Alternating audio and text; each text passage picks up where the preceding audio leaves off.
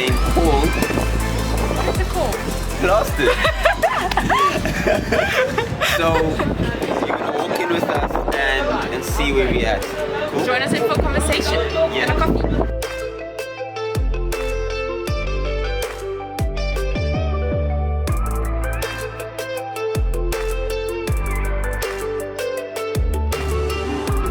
What's up, guys? I'm NK. And I'm Kayla. So we're here with the crowd conversation on the anti-bullying campaign called Plastered. I finally got the name right. Yes. And over coffee.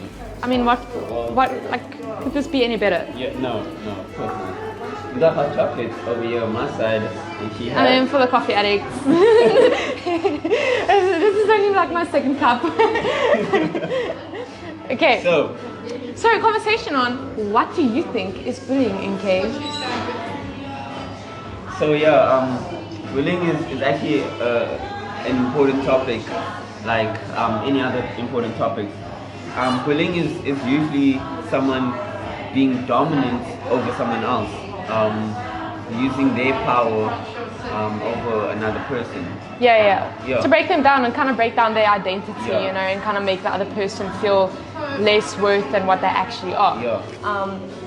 I agree. Definitely, Yeah. like making like the other person feel kind of lower than what they actually are, and misjudging their worth, because I mean they're worth so much more than what people might say about them, what people might do to them, So and there are different types of bullying. Yeah. We're talking about that in terms of power. yeah. Can you name? So, like, we know about physical bullying and cyberbullying because that's the most popular two that we hear about, that we see in movies, that we like see at school or on social media and whatnot. Those are the most popular.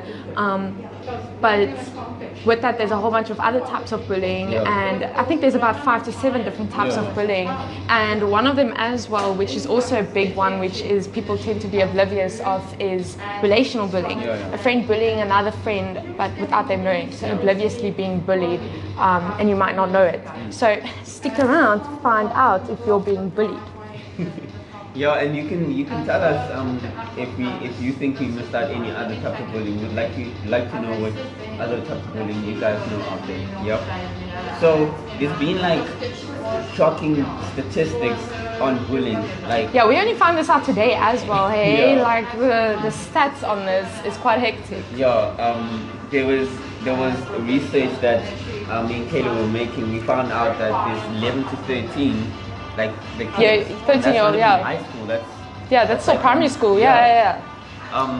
And was it 33% of that age group that get bullied, and what teenagers are?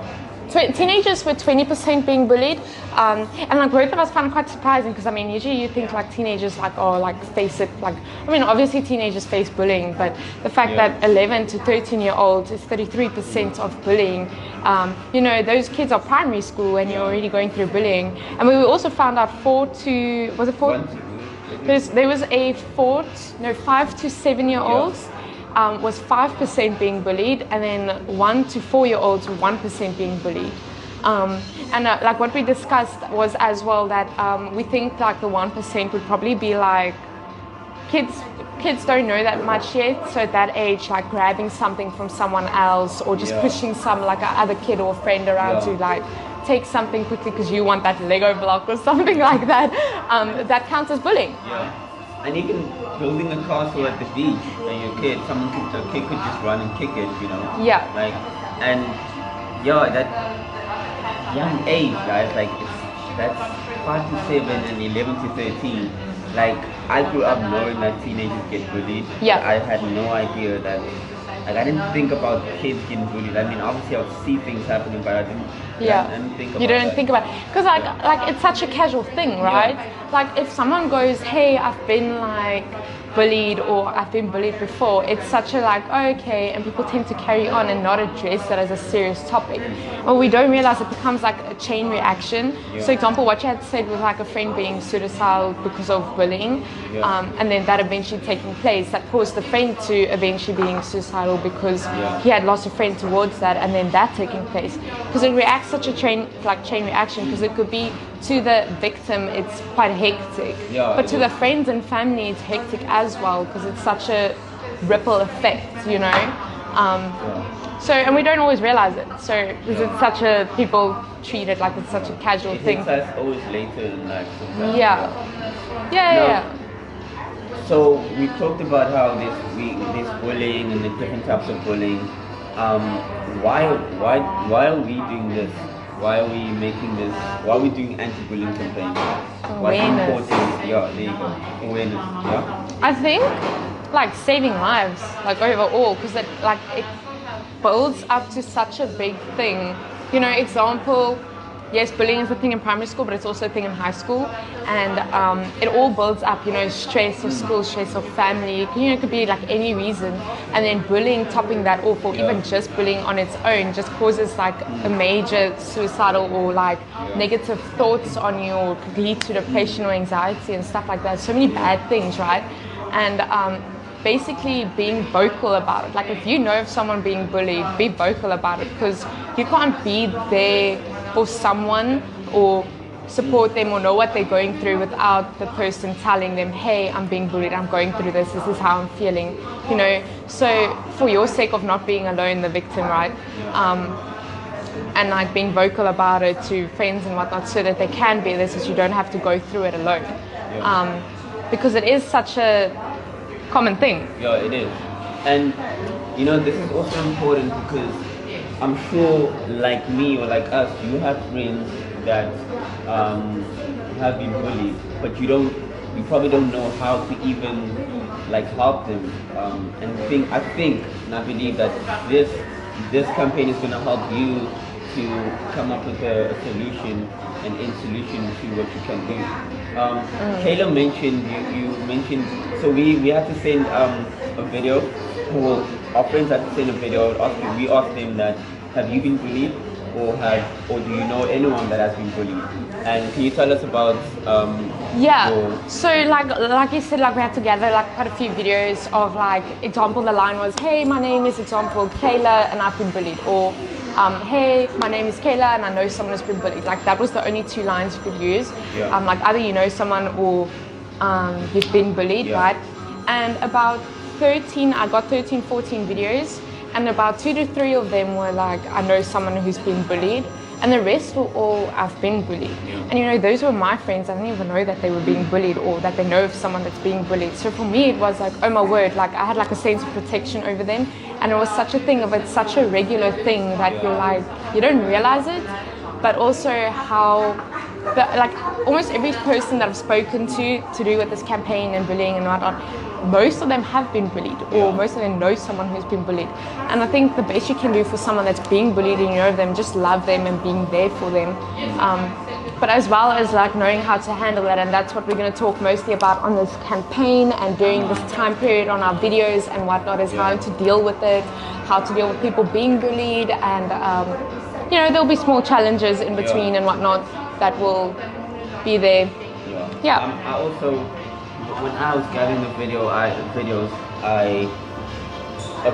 my late best friend's younger sister who I've known since she was like, I've known my friend before she was born, so like I knew her like almost her whole life. And so I put this on my WhatsApp status for those that know WhatsApp and have it. And she was like, hey, I can help. And in my head I was thinking, oh, she probably knows someone and she's gonna send it out to them and they can help. But instead she made a video saying I have been bullied, and I was totally caught off guard. I wasn't expecting it. And it's just one of those things where it's either you know it and see it, or you don't with your close ones. You don't know that they've been bullied. And for those that actually probably realize or are still gonna like be like, oh no, actually my friend is being bullied, you can join us and through this whole campaign and actually see how you can talk to them and what you can do to help them. Because they probably want help, but they scared, and I mentioned earlier, we don't know how to be vocal about it. They don't know how to be, vocal about it, and it's also the fear that the bully might actually bullying might get worse. So, bystanders. Bystanders, like, being a bystander is, I feel like, I wouldn't say worse, but you might as well then be a bully, if that makes sense. Because as to why I'm saying that is you see something happening, like example, someone being bullied and it's like happening right in front of you. How do you expect bullying to stop or the victim to feel better or even changing the world into the greater good if you're not going to be vocal about it?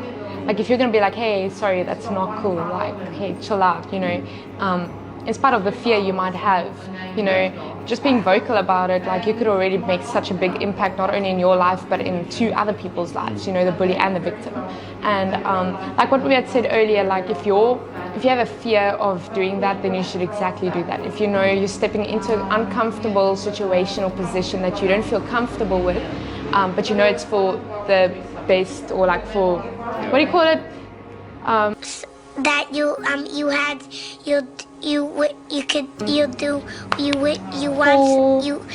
The greater good, there you go.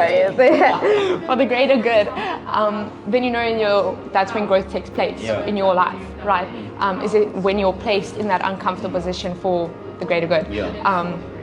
That's when growth takes place in your life as well as many others, because they see that happening and they look up to that and they want to follow it into it.